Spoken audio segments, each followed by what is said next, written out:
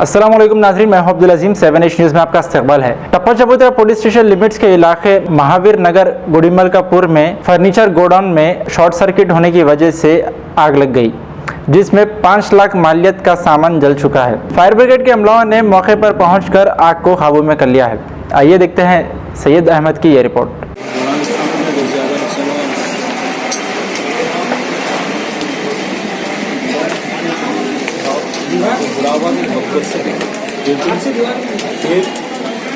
आग और पानी, ये 2 चीज़ों से डेंजर है।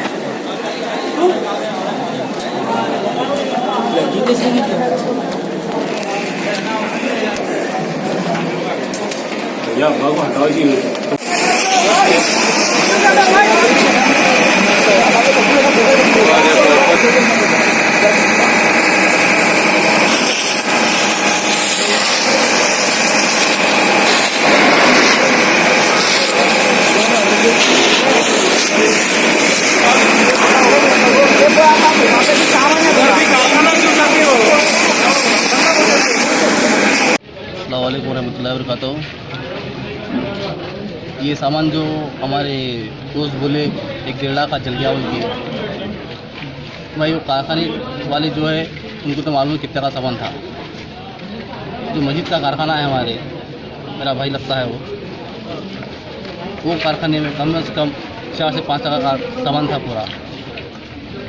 उसमें प्लाईवुड था, चकले थे और पट्टी वगैरह जो बोलते हैं वो उसका सामान था, पलंग का। हाँ, 40 पलंग थे जो कल सुबह जाने वाले थे। पानी की वजह से क्या है, हम आज उसको रोक लिए।